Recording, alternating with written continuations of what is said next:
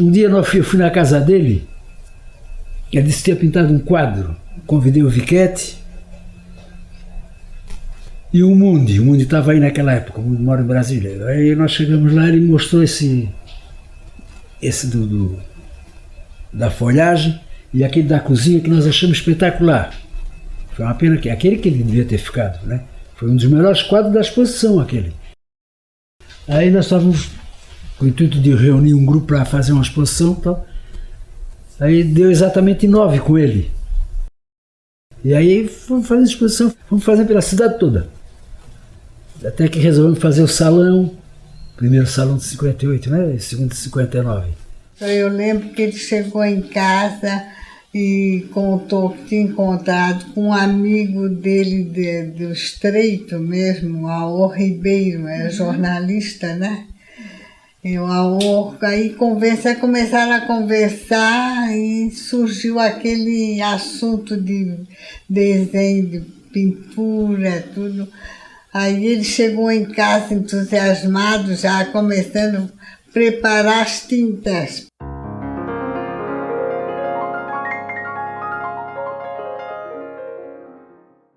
Então eu sei que já foi em 58 que eles se reuniram, todos eles tinham uma certa produção, né? Considerados assim uma coisa de vanguarda, modernistas, porque em si eles tinham essa questão de retratação do ambiente, da ilha, essas coisas figurativas, etc. E o que a gente sabe assim que essa produção individual não estava surtindo o efeito que eles queriam de visibilidade. Então, o meu próprio pai falava que a forma deles terem se juntado é que fortaleceu para eles poderem ter uma posição perante a imprensa. Harry Laus, grande crítico de arte do Brasil, foi da Manchete, então, e posteriormente ele foi diretor, até a morte, do Museu de Arte Moderna. Aqui o Hugo Mundi Júnior, que é professor da História da Arte, gravador, mora em Brasília. Aqui o Thales Brugnoli, aqui o Rodrigo Diaro, aqui o professor Aldo Nunes, aqui o Edi de Assis Correia, Pedro Paulo Viquete. E o Pedro Paulo Viquete era mais moço que era da minha idade, mas ele já usava bengala por causa da bebida, infelizmente. Aqui eu e aqui o Maia.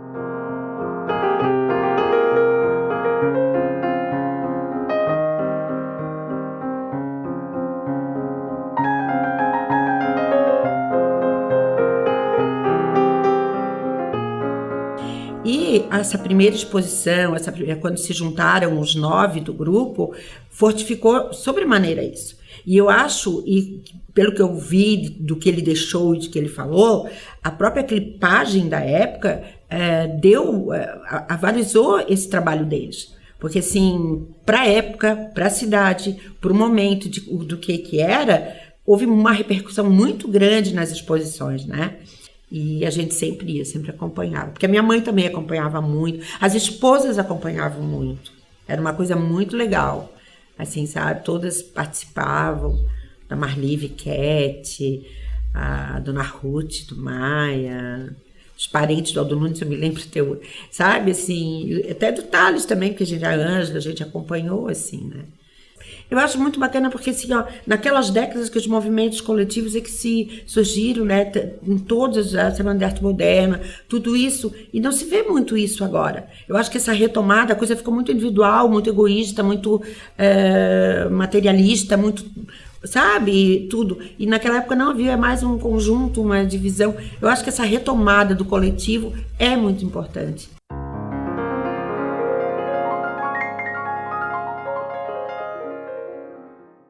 E acho que é isso que aproxima o Thales do Sul, como outros jovens, porque você pega um período da política nacional em que o jovem está muito inquieto com a morte do Getúlio em 54,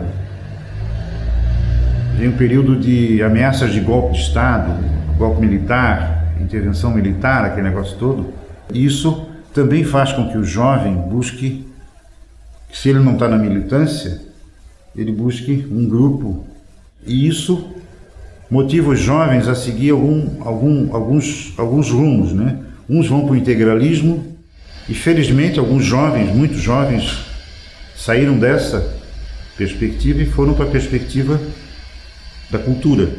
Na época que nós fizemos esse movimento, tinha 50 mil habitantes, 50 e poucos mil.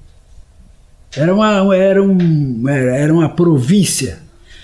Nós éramos, quando nós começamos, nós éramos taxados de comunista, malucos, porque nós pregávamos lá. O Viquete que inventava essas coisas, o Viquete era mais o cérebro da coisa, de inventar, fazer isso, fazer aquilo. Então ele estendeu vários cordões lá na Figueira e nós expusemos com um pegador de roupa os desenhos, né?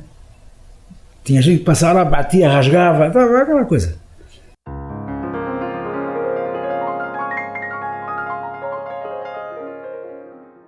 Cada vez que a gente perguntava se aquele quadro tinha nome, ele dava um nome diferente para o quadro. Eu tenho um quadro em casa que é do Rancho de Canoa, né?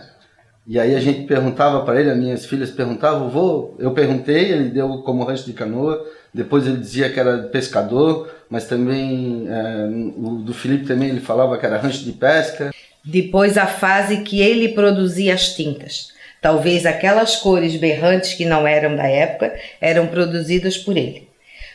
Lembro que ele usava um óleo vegetal com...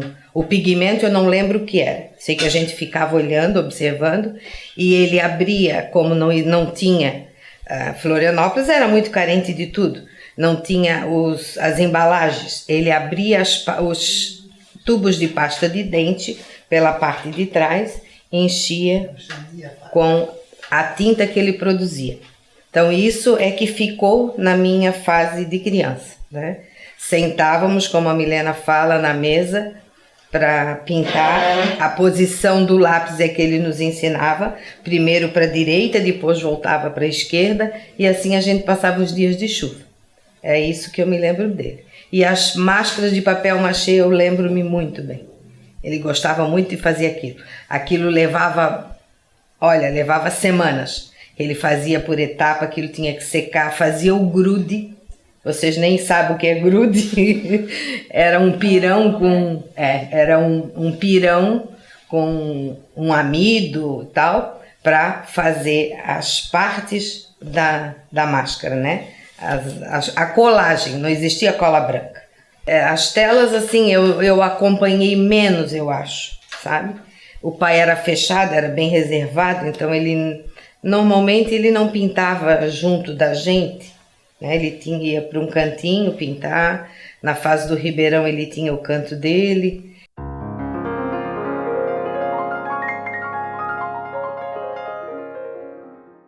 A minha primeira lembrança foi mais ou menos, acho que em 78, que foi quando ele pintou um quadro meu e da Andréia. Ele se baseou naquele quadro Rosa e Azul do Renoir.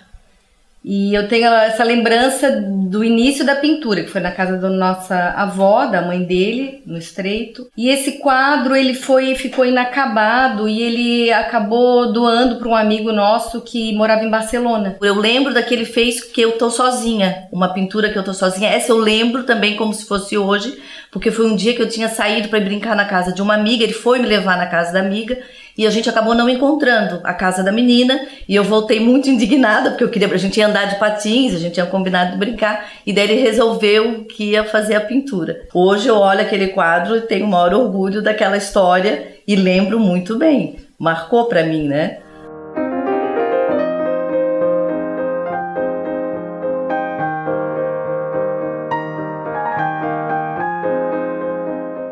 Ele era bonito? Para mim era. Para mim era o máximo. Só que a pena é que não era muito alto.